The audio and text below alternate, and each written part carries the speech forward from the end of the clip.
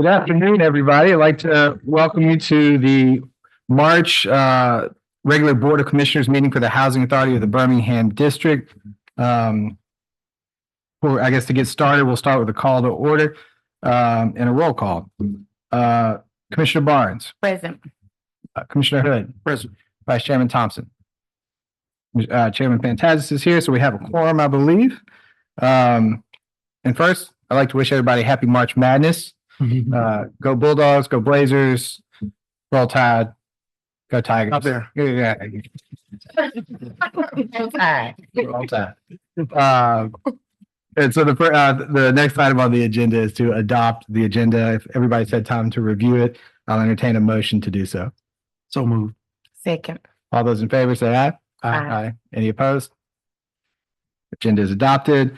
The next item is the consent agenda, which has been previously shared to my fellow commissioners. Having had the time to review that, are there any items on the consent agenda that the commissioners would like to remove?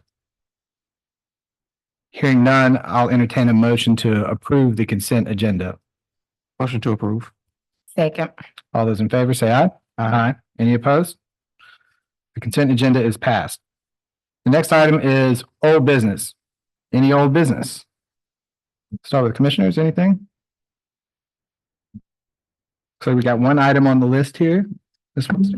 Yes, Chairman, we have one item under old business to provide a Section 8 update based on correspondence from our last meeting we had. So I asked Mr. Larry Williams, Chief of Operations and Housing, to come forward. Good afternoon, Commissioners. Afternoon. Quick update. From the last meeting, there was a landlord that attended Mr. Rayford Bourne. Since then, we have resolved all of his issues and all of his concerns. He actually attended the last landlord event that we had, and we've been in communication ever since, so there's no issues there. I also would like to update you on, we did appoint a new interim director for Section 8. That is Ms. Jennifer Leonard. Ms. Leonard actually is the regional property manager in public housing, but she has over 20 years of experience in both public housing and Section 8. And so as of March 4th, we appointed her to be the leader of the Section 8 department, and we have hit the ground running. Under her leadership, we are hiring some new folks. We got about 5 new people that will be starting later this month. We've also partnered together in public housing and Section 8 to work this past Saturday to help recertify residents, right? So people that couldn't reach us during normal business hours, we did a Saturday shift and it turned out outstanding. So we will probably continue that effort going forward. And that concludes my update. Well, I want to commend you and the group for the meeting that you all did with the landlords. It was very well put together, professional, and I appreciate the transparency. Questions? I echo the same sentiments. Thank you for, attending to these issues so quickly and for updating us. And we also appreciate the landlords bringing these issues to our attention so that we can continue to monitor things as they go forward. So excited for the new setup, and thank you for the update. Thank you. Thank you, Mr. Williams. That's the only item we have for old business. Okay, commissioners, anything else? All right, we'll move on to new business then. Commissioners, any new business you'd like to bring to the table? Hearing none, looks like we do have one item on the agenda. Ms. Foster? Yes, we have one item under new business we want to bring before the board. That's to provide updates on my home ownership program. So I have Kelly Gambo, Senior Vice President of Strategic Initiatives, to provide an update. Good afternoon. Good afternoon. Thank you for your time today. Based on a conversation that I've had with Ms. Foster, we've wanted to provide some updates to the Board of Commissioners with respect to what progress that we've been able to make in our home ownership program. As you know, it's taken a little bit of time to kind of get it up and going, but over the next couple of slides, hopefully we'll be able to kind of articulate to you exactly what some of our efforts are yielding, as well as what some of our efforts are going to be going forward. Just to give you a little bit of background information with respect to the home ownership program, HABD built these single-family units under the Hope 6 homeownership project or program and the previous 5H program. They were converted to traditional public housing, and a lot of the homes have been in need of repair. So I'm going to see if this clicker works for me. Hopefully it will. There we go. And so part of our portfolio today, we have 35 single-family units. They were built between 2008, 2014. And as stated before, they were built during the Hope 6 and the previous 5H program. That previous 5H program gives a little bit more context with respect to the rent-to-own component of that program when the program was initially implemented. The units were converted to public housing. Most of them are 3-bedroom, 2-bath. I have one in Mason City that's actually 4-bedroom, 3-bath. And they're approximately around 1,300 square feet. The communities that they span are Fountain Heights, Tuxedo, as well as Mason City. The initial assessment, there was definitely some repairs, some normal wear and tear that were done on the units due to the amount of time that they've just been in service with the agency. And so working with our real estate development team, Mr. Connie McLaurin, he was able to help us put some scopes of work together to where the upgrades and the improvements that we've been making, and hopefully you've been able to see them on social media. They're ranging from between $18,000 and $40,000 per unit. So we're going through and we're making updates on not only roofing, but definitely in flooring, electrical systems, plumbing, putting in new fixtures and things of that nature as well too. So, and then the use of funds are going to be the capital improvements as we discussed in the board action that we had a couple of months ago. Now this is where all the numbers really kind of kick in right here. So current home ownership status, we've got between the 3 different properties, we have a total of 35 units, single family. 22 in Tuxedo, which is right behind Tuxedo Terrace, Mason City, and then Fountain Heights. Currently under rehab, we have a total of 11, 6 in Tuxedo, 4 in Mason City, 1 in Fountain Heights. The residence was what's called a lease purchase or the LP agreement that you see in front of you. We got 14 of them in Tuxedo and 1 in Fountain Heights. Residents with lease only, you see they're spread out between Tuxedo and Mason City. And then this is the pretty interesting part that really kind of gives us some energy with respect to being able to liquidate these units, is that we have eligible people or eligible residents already in these units that are interested in purchasing them. And so between Tuxedo, Mason City, and Fountain Heights, we got about 19 people that are interested.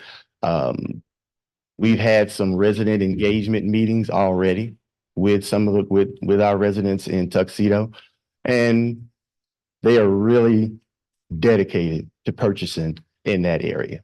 And so what is really going to be incumbent upon myself and Ms. Armstrong to continue to do is to keep laying the foundation and letting them know that we're here for them and that we're going to make every effort to ensure that they have every opportunity to purchase the unit that they're in.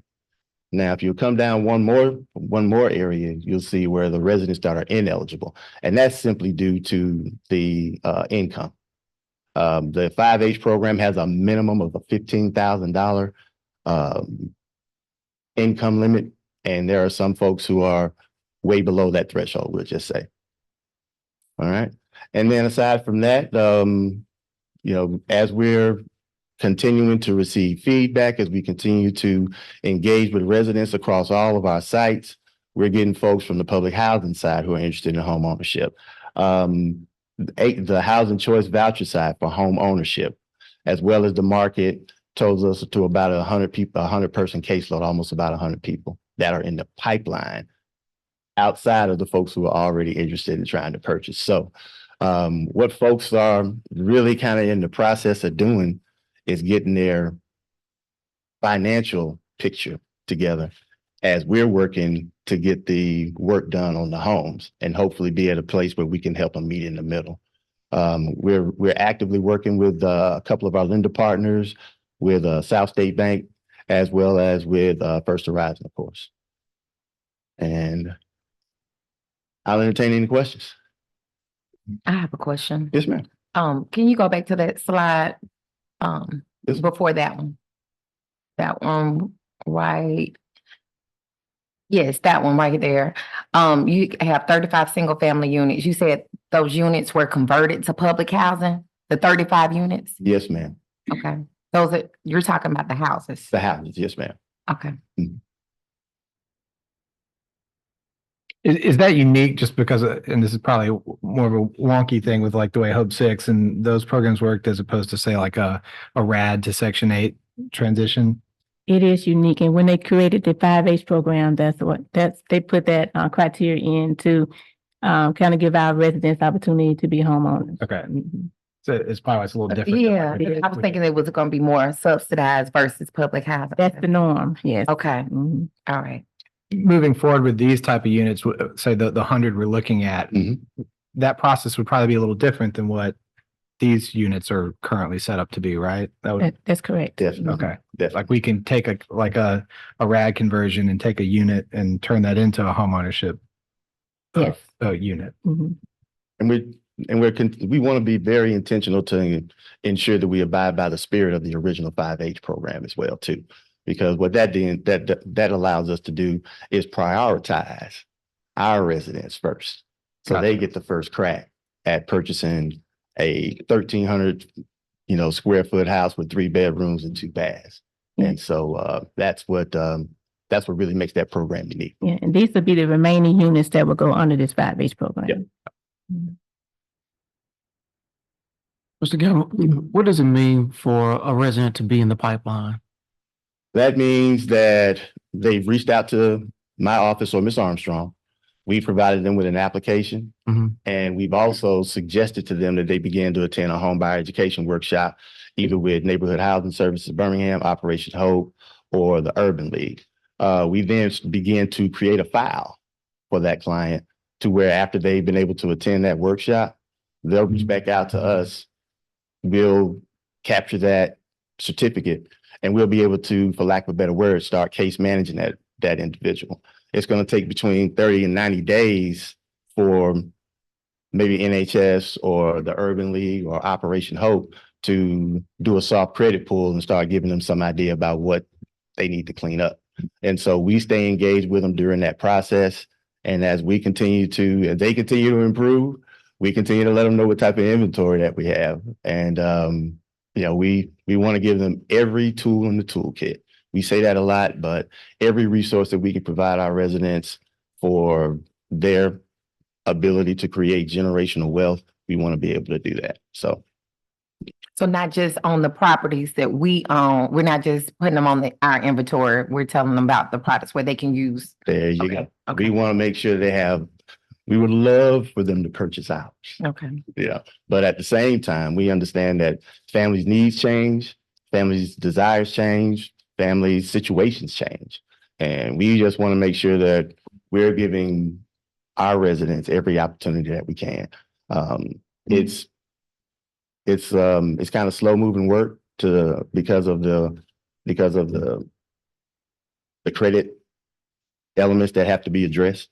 But we're making some really good progress. And the 19 folks who are already in the homes that are interested in purchasing, and the pipeline that we have right now is very, very encouraging. I think I would love to start seeing a regular report of the pipeline. How many people are going into the pipeline? How many people actually become homeowners? So I don't know if that's a monthly report, maybe it's a quarterly report, but I think that'll be helpful for us. I agree. Be happy to share that with you. All right. Last slide. A little off of the homeownership piece. Land use and vacant lots. I know we've been talking a lot about how much property that the HABD has, what all the lots kind of tally up to, and what some proposed uses of it could be.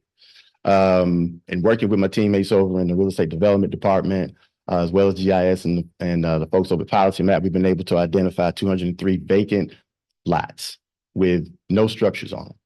All right.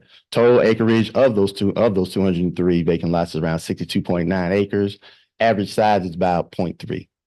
The largest 2 tracts of land that we have are over in Tuxedo and off of Railroad Avenue in the Woodlawn area.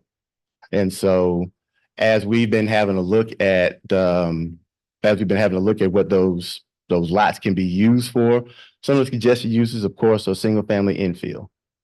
That's one of the easier pieces that we can use, that we can put into a community.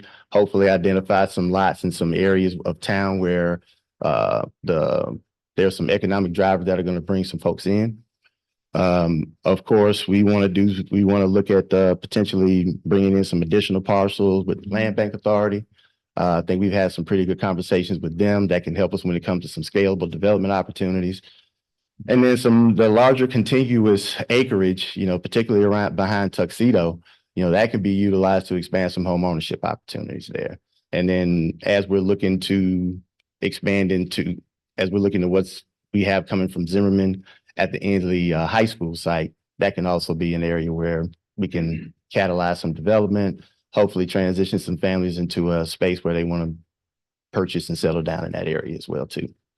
And then, of course, we'll continue to have some ongoing discussions with our development partners so that we can, leverage what we have and link arms with partners that we have in the community, like Land Bank Authority. We've had some interest from our friends over at Navigate Affordable Housing Partners as well too. And then they can help us with some larger scale developments, and hopefully it's something we can lock arms with. So we've been on it. Yeah. Questions? Commissioners, anything?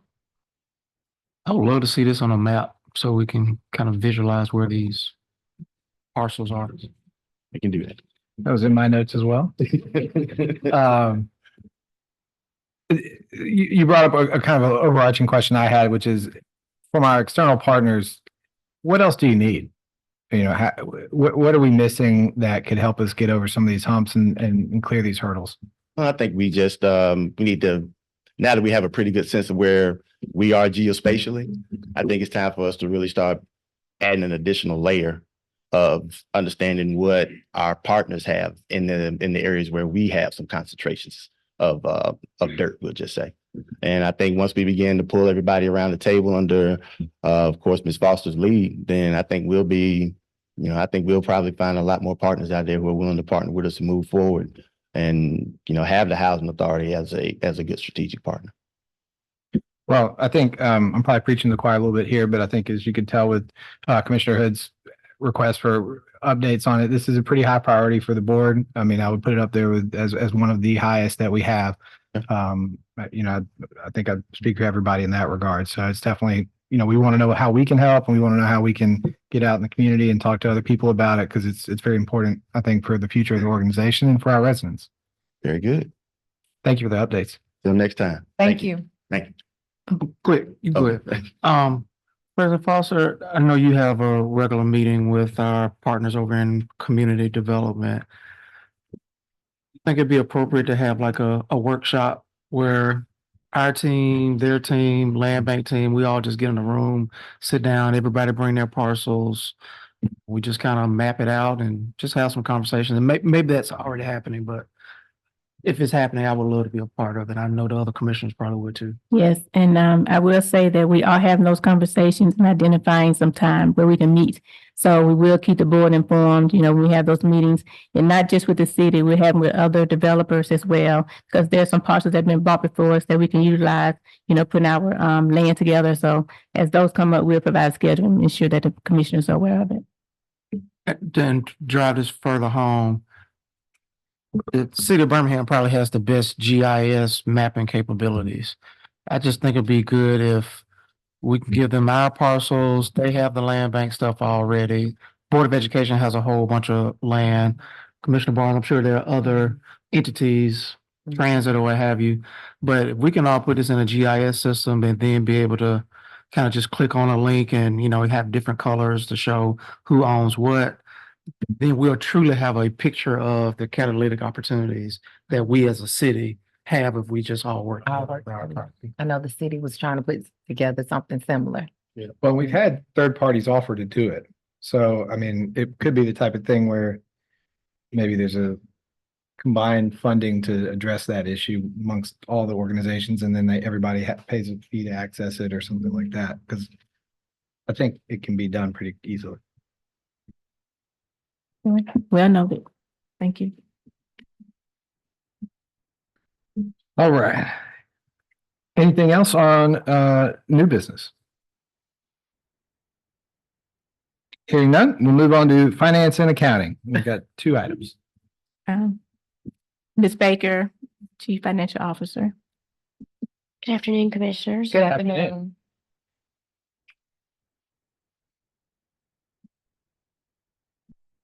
afternoon. I have two items on the agenda today. The first item is going to be a revision to the capital asset policy. So the capital asset policy is a way that we control and safeguard physical assets. And the capitalization policy establishes accounting for HABD on what assets we capitalize and what assets are considered non-capital in nature. And so it also provides requirements for accounting for these assets for all programs, both federal and non-federal. So in our recent audit for 2022 with Clifton Larson, they suggested that I bring this to the board and have this approved for the change in policy. And the reason for the change in policy is because as we're faced with increasing costs in the marketplace, especially having to do with heating and air units and with larger hot water heaters for bigger units, bigger apartment complexes. And so those costs are inching up over $5,000. So we would like to increase the cost from $5,000 to $10,000. And this will maintain a consistent accounting records from year to year because everything over $5,000 currently is put on the financial statements and depreciated. Now, this would start mixing it up and all of a sudden adding heating and air units and adding water heaters to the depreciation schedule. And they have not been on it in the past. So this would obtain a consistency from year to year and abide by generally accepted accounting principles. And it is also an audit requirement to have this change in the policy approved so we can show our audit. I know it's not normal for policy to be approved, but this particular item is a requirement of our external single auditors. Also, when I was reviewing the policy, I noted that it had 2 years, and I'd like to change it to 1 year useful life of the assets to be set up for depreciation, just to bring it in line with generally accepted accounting principles that you normally see.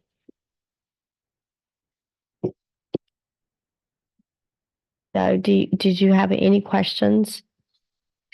Commissioners, any questions? Yes, sir. So, is that something you want to vote on now or you wait? Let's go ahead and vote on this one while it's before us. Hearing no other questions, at this time, I'll entertain a motion to approve the revisions to the policy and procedures for capital assets as described in the board action and in the resolution. I'll move. Second. All those in favor say aye. Aye. Any opposed? Motion passes. Thank you. Thank you. So the second item on the agenda is the approval of the policy and procedures for investments. Now, this is also required by an external party. Our bank will not allow us to enter into any type of investment without a board-approved document. And as you know, in the marketplace right now, interest rates have been going up. And so we would like to take advantage of moving towards investing and getting more interest on our money that's sitting in the bank versus just a regular bank account. So this policy outlines what is an investment, defines it, defines the investment management, and also accounts for the reporting of the investment. So what is an investment? An investment is something that has a maturity date of 3 months or more. So, for example, a CD or a T-bill that renews in 1 month, according to HUD's regulation, is not considered an investment. I'm getting this from HUD's regulation. I'm bringing in HUD's criteria for this to develop this policy. So also HUD suggested policy is that housing authorities are are able to invest in certificates of deposits and treasury notes or bonds as a normal course of business. So this policy outlines that if we go outside of that normal course of business per HUD guidelines, we would come to the board and have an approved approval to enter in any type of investment outside of the norm per HUD regulations. So, so for example, if we invested in a piece of something else that earned interest at 10%, we would have to bring that to you to get approval. Also, the investment policy separates program funds. It does not aggregate money together. So, for example, Section 8 money would be separated from public housing money. We would try not to commingle that money so that it's clear investment income is going back into the program. The investment income goes back into the federal program to use for federal purposes according to program regulations. So it stays federalized. You know, if you have a program, for example, the COCC, which is defederalized, then that interest income would still remain defederalized. But public housing and Section 8 income would stay federalized according to program requirements because you're using program funds to invest. Of course, this policy does not address collateralization. We have a different policy that addresses collateralization, but this policy does refer to the collateralization policy, which is required by HUD. And then the final part is reporting. So investments of 3 months or more would be reported quarterly to the board, and their activity, their earnings, and their performance would become a part of your package quarterly.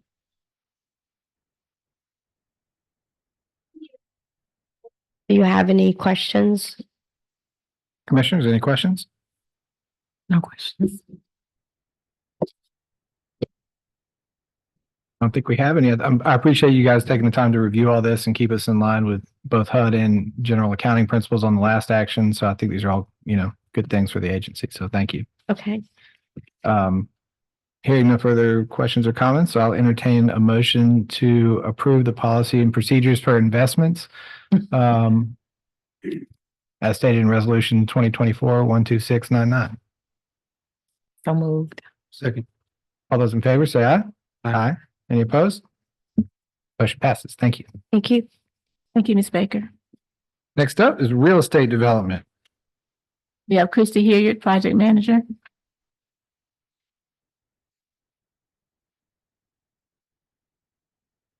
Afternoon, Commissioners. Good afternoon. We have one item for real estate development, and that's approval authorizing submission for demolition and disposition application for 35 uninhabitable units.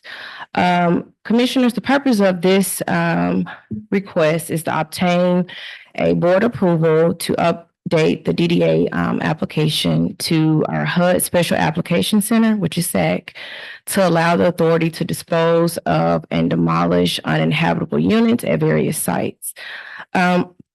The authority identified 35 units that were uninhabitable and not feasible for rehabilitation. This action is necessary for the benefit of the communities and safety of the residents. The disposition approval will take place initially, and demolition will happen with each site redevelopment plan.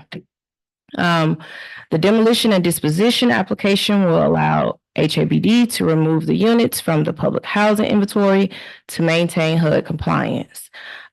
So right now, our demolition estimated cost of remediation and demolition is $350,000 to be funded from future capital fund budgets. And that's pretty much it with those units, Commissioners. So we have a resolution here. Do we have any questions? Commissioners, any questions? I already asked mine. You sure? All right. And these were just all units that are on our public housing sites, right? These are not like single family detached. Oh, yes, correct. They're part of our Big Six, I think that we're tackling with our Thrive 2035 plan, so. Anything else? All right, well, I'll entertain a motion to approve and authorize the submission of demolition and disposition application for 35 uninhabitable units. So move. Second. All those in favor say aye. Aye. Any opposed? Said aye? Yes. I said aye. Okay, all right. Just making sure. Well, that motion passes. Thank you. All right, thank you, commissioners. Thank you, Ms. Hilliard. Thank you, commissioners. All right, next up on the agenda, and I do want to highlight, there's some uniqueness to this agenda and then a secondary agenda today. We're going to move on to the persons desiring to speak before the board who have previously signed up to speak. Afterwards, we will then have an executive session and then adjourn this meeting. But for those that have the time to stay tuned to the next agenda in a subsequent meeting today, which will be the presentation of the HABD PHA plan for fiscal year 2025. But due to technicalities, we have to separate these meetings. So just giving everybody a heads up that that's where we're headed. But for the portion today for our March board meeting of persons desiring to speak before the Board of Commissioners, I have Miss Amy Thornton who has signed up to speak. Would you like to come talk for 5 minutes? Or 3 minutes or less? 3 minutes or less? Yeah, I think it's just. Okay. It's just still the same. Good afternoon. It's right after. Okay. Well, Ms. Bryson is advocating for me in my absence. I have a question for Ms. Foster. I saw you maybe going on 3 years ago at the Thanksgiving dinner for the residents in Smithfield. And I asked you about getting more or a working van with a lift. So I came today on the one van that you guys have, but it's barely working. Needs a lot of repairs done to it. 1, no air. 2, half the bumpers missing. There's a tire cover that's broken. You know, it's a disservice to disabled residents who want to come and be a part of the board meeting and can't because there's only one van. Me being one of those residents. Thank you. So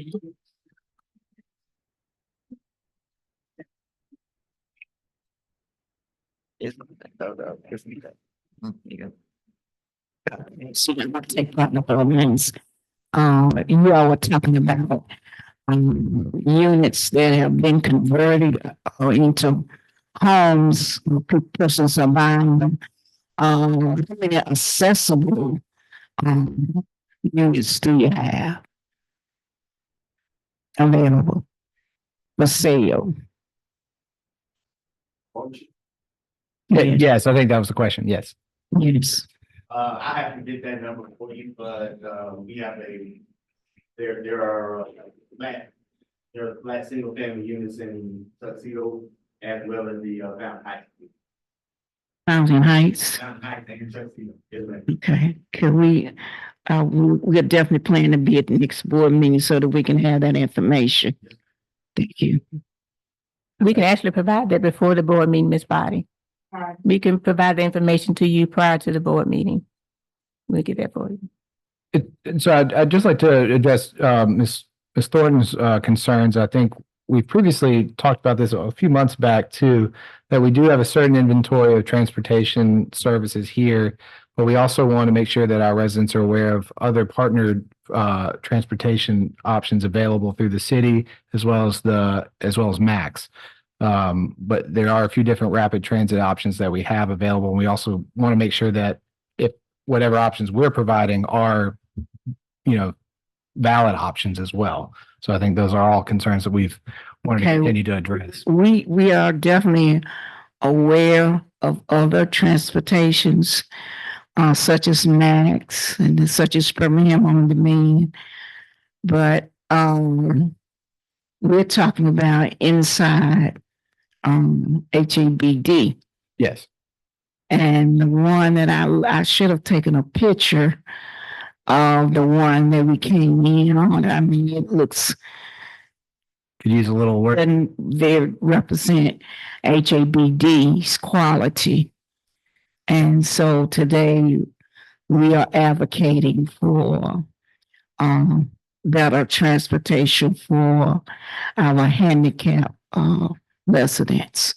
Understood. Thank you. And Ms. Body, I have you on the list too, so I didn't want, I wasn't leaving you out. I just wanted to That's okay. have you come up separately. I've already taken that time. Okay, are you sure you're good? I'm good. All right, thank you. All right, Ms. Foster, I assume that's something we can look into and provide some more feedback on. Yes, we will have staff to have the bus that she spoke about to be evaluated based on, what service needs to be provided. For that we can provide that accommodating transportation as we can. In the meantime, we do have bus passes that we can provide until those accommodations have been made. And I think we can also, We don't want to come on this, stay on the bus line and have to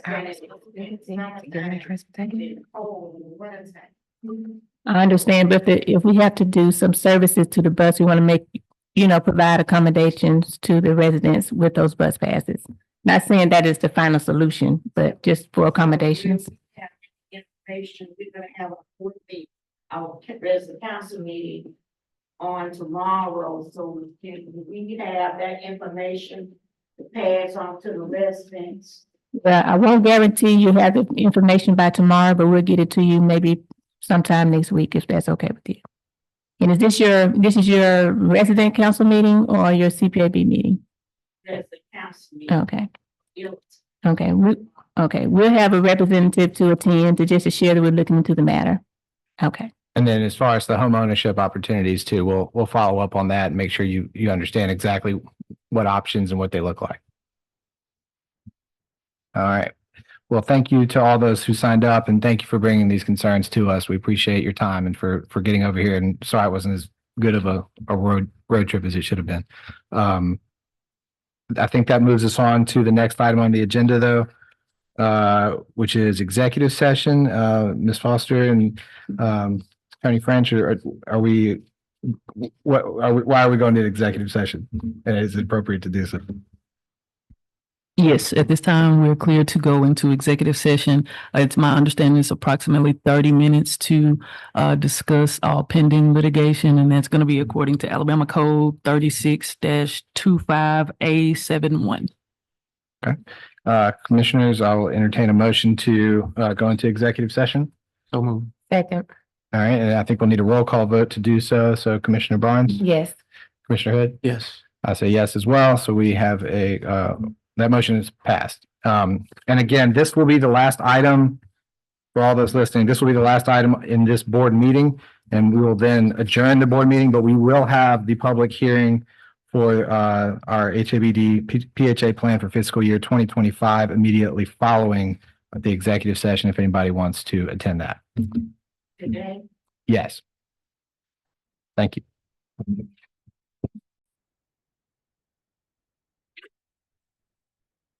All right, welcome back. Having conducted our executive session, I will now entertain a motion to move out of executive session with a roll call vote. Second, All right, Commissioner Barnes, yes. Commissioner Hood, Yes. I vote yes. We're now out of executive session. That motion passes. The only thing left to do is to adjourn, so I'll entertain a motion to adjourn. So moved. Second. All those in favor say aye. Aye. The motion passes. We are adjourned, but don't go anywhere because for your entertainment, we've got another meeting.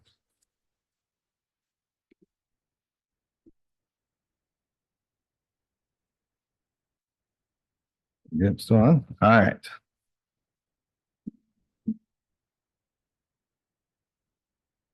We now are entering the public hearing for the Commissioners of the Housing Authority of the Birmingham District, where we will review the HABD PHA plan for fiscal year 2025. To begin the meeting, I'd like to entertain a motion to adopt the agenda as printed. So moved. Second. All those in favor say aye. Aye. Aye. The agenda is adopted. So the next item on the agenda is the presentation of the HABD PHA plan for fiscal year 2025. And may I also add that this is also for our 5-year plan as well. They didn't include it on the agenda, but I want to include it as PHA plan for 2025 and our 5-year plan. Okay, so should we, can we, I think we need to amend the previous agenda that was adopted to include that. Oh, no, this one has it. Okay, the one that was printed. Okay. Got it. Okay, so we're good then. All right, so we can move forward. Ms. Kelly Terry, Policy and Planning Analyst. Good afternoon, Commissioners. Good afternoon. The PHA plan encompasses both the 5-year plan and the annual plan. So together, they're known as the PHA plan. Public housing agencies must submit their PHA plan 75 days before the start of their fiscal year. And the plans are intended to be a framework and to help us show accountability.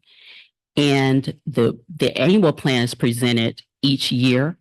And the 5-year plan, of course, is presented each 5th fiscal year.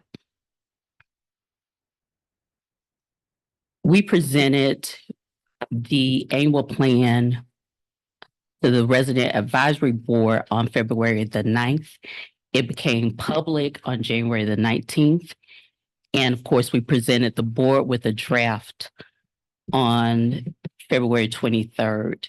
Today's objective would be to review the plan goals, changes, and invite public comment and secure approval for the plan.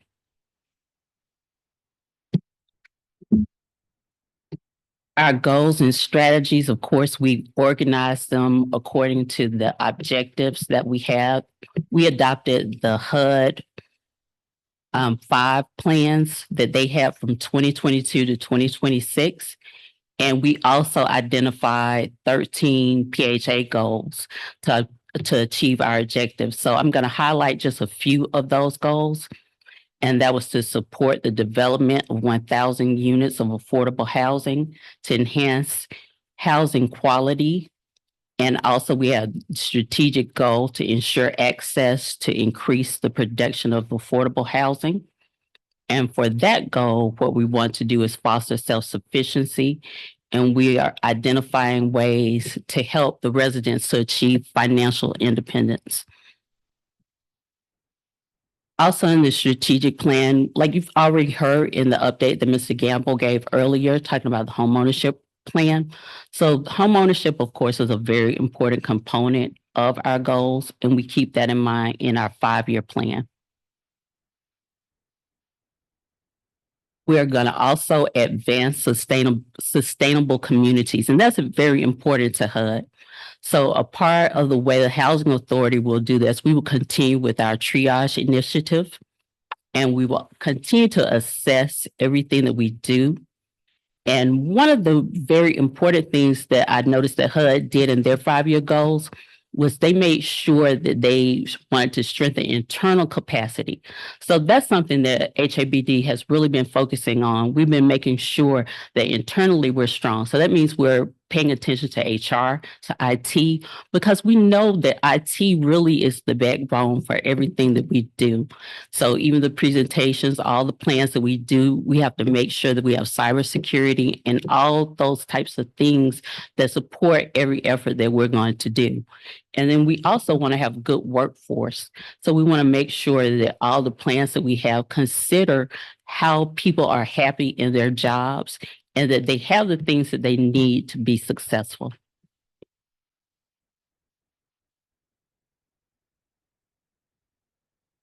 Now I'm going to highlight the progress report. And what I want to say about the progress report is that you will see it in the 5-year plan as well as in the annual plan. And the progress report comes from our previous 5-year plan from 2020 to 2024. So the things that we highlighted here would be how we're going to achieve the strategic goal of increasing the availability of decent, safe, and affordable housing. And that was through the vouchers that we were awarded and that became issued in 2024. And we also have replacement vouchers for Section 8 single room occupancy program.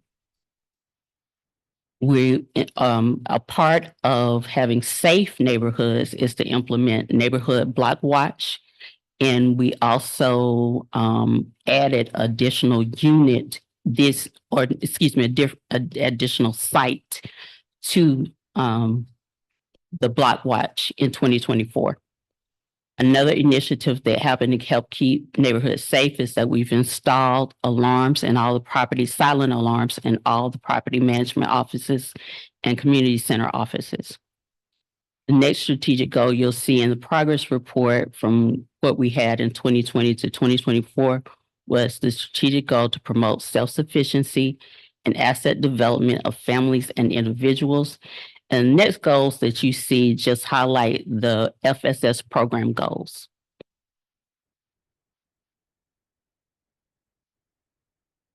As I continue with the last slide for the progress report, you see the HUD strategic goal was to ensure equal opportunity and fair housing for all Americans. That's something that's very important to HUD. We always continue with promoting fair housing. We make sure that employees are trained each year in fair housing. We're also making sure that we provide learning opportunities for landlords as well as residents to know more about fair housing. This year, well, really at the end of 2023, we started a fair housing working group, which helps us to achieve one of our fair housing goals that we told HUD that we would do.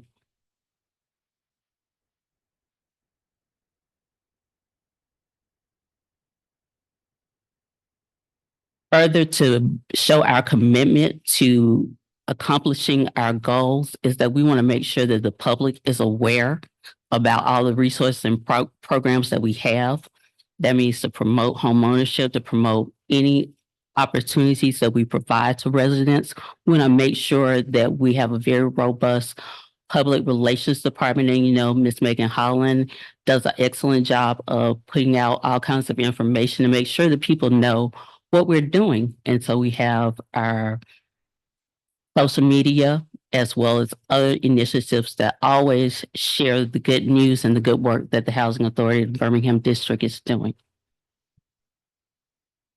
Now I'm going to move into a little bit more discussion of the annual plan. And where you see in parentheses those numbers, those refer to the page numbers of the annual plan where these items can be found. The substantive revisions in the annual plan at the beginning of the plan for the statement of housing needs and deconcentration rule were the following. HABD will implement a mobility related services in accordance with the grant provided by HUD. HABD will offer services and financial assistance to both participating families and landlords. We also updated various sections of the plan, like the financial resources and the rent determination.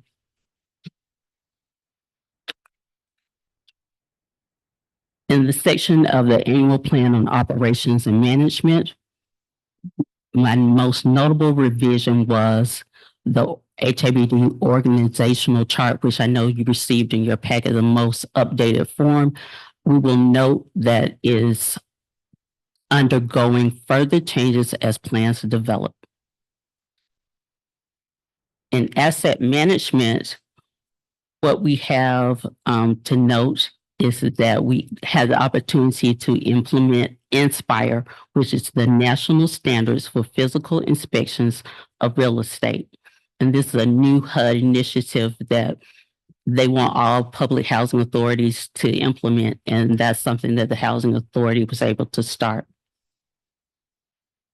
As a final note, I wanted to say that our capital fund in the 5-year action plan, it is the same as what we had in our plan last year, but that's only because we have to wait until the funding is approved, which I believe happened within the last week or so, that Congress was able to approve HUD funding.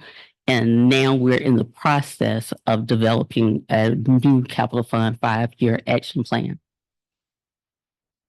Do you have any questions about anything that's in the 5-year plan, annual plan, known together as the PHA plan?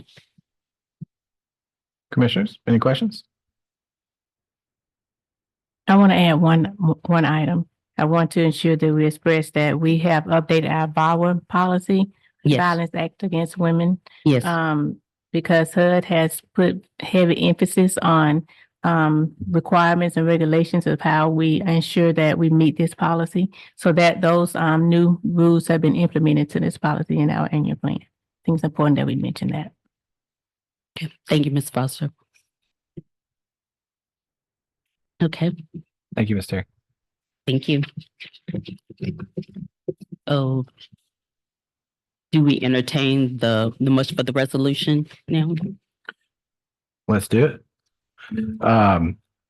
Commissioners, hearing no further questions, I will entertain a motion to approve the HABD PHA plan for fiscal year 2025 and the 2025 to 2029 5-year plan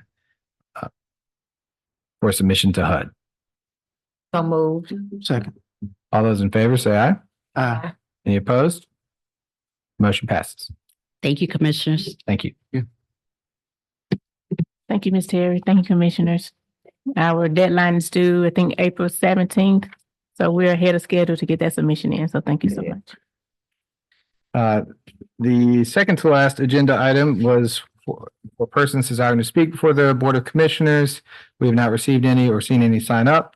So we are now moving on to the last agenda item, which is adjournment. So I'll entertain a motion to adjourn. Oh, so moved. Second. All those in favor, say aye. Aye. Aye. This meeting is adjourned.